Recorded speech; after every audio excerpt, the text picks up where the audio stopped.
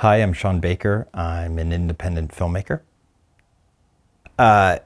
Yes, the image quality is amazing. It retains, the full color spectrum. The images are being displayed the way I intended them to be displayed. The blacks are rich, deep blacks. Yeah, overall, just an incredible image. I watch a lot of movies, a lot. And so I watch them in different ways, whether they're on a streaming app or whether they're physical media. I'm still actually watching 4K discs and Blu-rays, and so many different ways. But what it comes down to is that I want the highest quality possible. I want the films to look as good as they can look and how the filmmakers intended them to look. So I usually pursue that route. But I always go back to the ones that have really influenced me and have inspired me. I look at Hal Ashby's Harold and Maude. You can definitely see its influence on my films like Starlet and Florida Project. And that was gorgeously shot on film. And so the Criterion version of that, which was restored a few years ago, looks wonderful on this set. Lars von Trier's The Idiots. Now that's that was shot on standard definition mini DV, but its recent restoration has bumped it up to 4K, and now I can watch it on this television and it looks wonderful. And also it's just, that was one of the early Dogma 95 films, and Dogma 95 in general was a movement that really inspired me and allowed me to almost have a second chance at filmmaking. It was actually the film that inspired my film Takeout, and that's what got me on a different path of filmmaking. So I owe a lot to Lars von Trier and The Idiots. Lee Chang-dong's Oasis, I think, is such a beautiful film. It made me cry when I first saw it, and so and it's also quite bold and quite daring, definitely controversial, and I think that what I love so much about that film is that it's definitely brave in its tackling of its subject matter, but it's also incredibly moving, and it's a love story. Joseph Sargent's Taking of Pelham 123, 1974, shot by the amazing Owen Roizman. It's just a beautiful New York movie, so New York in its characters and its setting. It's about the hijacking of a New York City subway car, and it has had a tremendous influence on crime films ever since. No, I definitely look for locations that have personality, that have a true look, and I embrace it fully. I try to make it a character because in many ways location sometimes defines somebody, right? Your surroundings, your space, your living space does. So I do everything I can do to really show that. And I'm hopefully also bringing the audience to places they've never been before. Unique locations are very important to me. Yes, well, it's different for every film. What it normally entails is a research period. A time in which I'm absorbing the environment or really collaborating with people from a certain group, and so it has to get to the point where there's a true understanding and a point in which I think our collaboration has reached the point where they trust me. Okay, so that's especially if I'm telling stories that about other people, that about other groups. I want them to feel represented correctly. So I guess it gets to a point where, usually close to shooting, in which we are all confident that we are tackling the subject matter in a responsible and respectful way.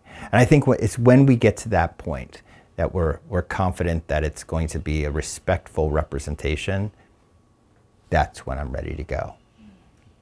My craft is definitely influenced by a lot of filmmakers from the 70s, and in which there was a certain amount of voyeurism going on in terms of how images are captured. So that usually requires telephoto lenses, removing yourself from the action and watching it from afar. It's a style that gives the audience a sense of true reality, that you are almost spying, for the lack of a better word, on somebody, or seeing their personal life that you normally wouldn't. So yes, there is, the craft is deliberate that way. I work with my wonderful directors of photography in order to figure out how to do that. Usually when it comes to, dialogue scenes and human interaction, yeah, I step back a little bit because I'm not exactly involved in that conversation. So I'm watching the conversation from afar. But then there are other times I go with a wide lens in order to capture, landscapes and to capture locations and show you the entire location. There's also production value. With these independent films, they're smaller.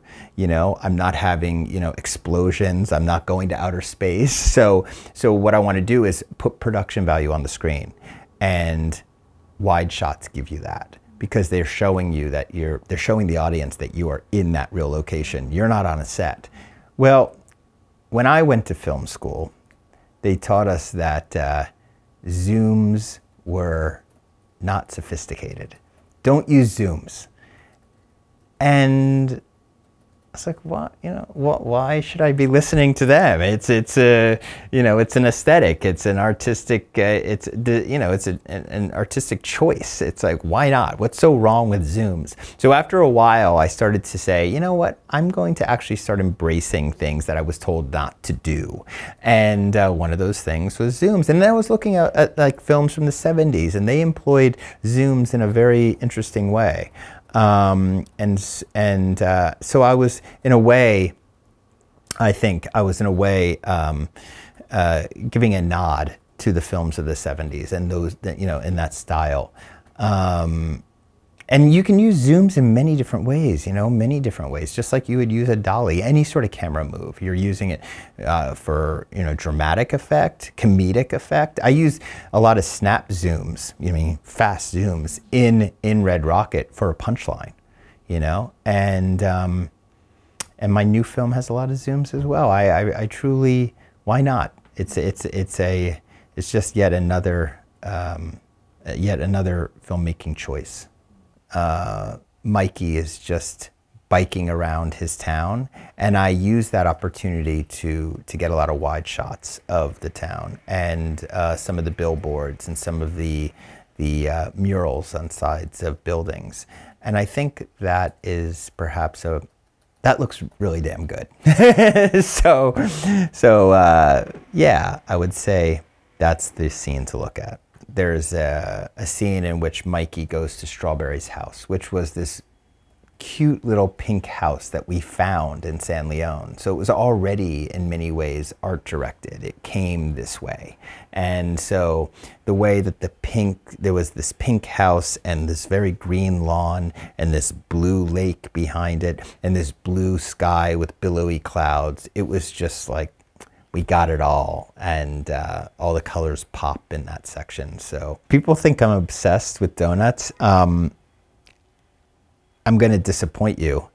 It has to do with more happenstance and serendipity. What happened was that it was actually written for Red Rocket. It was written for a food truck. But as I said earlier, locations are very important to me. So I take time to do location scouting. a lot of time. And so my producer and I, we just drove around this entire area looking for Mikey's house, looking for, you know, where we would shoot at the refineries. And one day we drove past this donut shop and we slammed on the brakes and we're like, oh my gosh, what? This is an amazing location. And, you know, there's connotations in its name, but not only that, it was located right next to the refineries. It was a perfect location. So then I started thinking, okay, I'm going to have to adapt to this. And then there was just that nice connection to one of my previous films. And so I embraced it, you know, I embraced it. And I often think of it as like little gifts from the film gods when stuff like that happens. You just have to be open to looking for them and embracing them when they're there.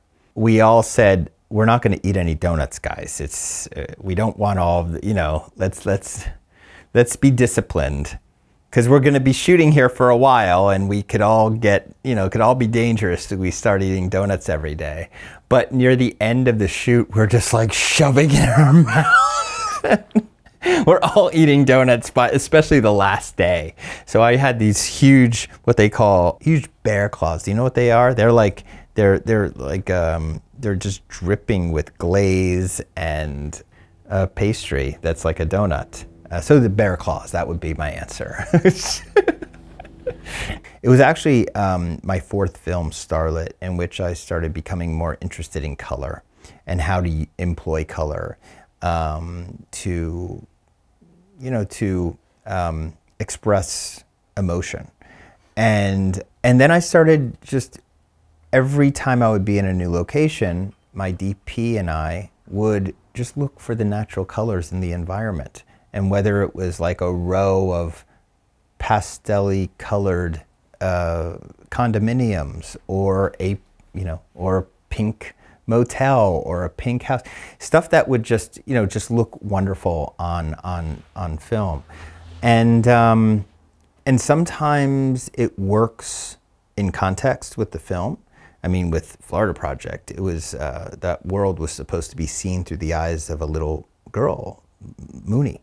I wanted that, I brought that to it. So we just, so my wonderful DP, Alexis Zabe, on that film, we just leaned into the color. And he always said to me, he goes, I want this film to feel like, I want this film to look like ice cream tastes, something like that. And I was like, yes, that's so true. That's the way we should do it, by embracing the colors of this world. And you know, there are very few places in the world that aren't colorful. I think it's just, you have to recognize the color and you have to focus on it. Sure, you know, I think one of the many reasons that we leaned into the color, into more colorful images, is because often the subject matter that I'm tackling, which was, you know, people living on the margins, sex work, you know, undocumented immigrants, you know, this subject matter, if it's covered by Hollywood, it's usually done in a very depressing way, a very drab way. Look at the lives of these people. It's so dark and gray and sad. Well, I wanted to fight against that. I wanted to go the opposite way, because in a way that's a little unfair, right? To just proclaim somebody's life is gray. I want to show the color in everybody's life. And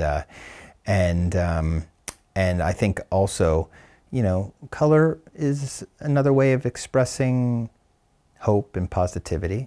And I think that's important to bring to the subject matter that I tackle. My new film, Anora, is going to be premiering at the Cannes Film Festival this year in competition. We are so excited and honored to be there.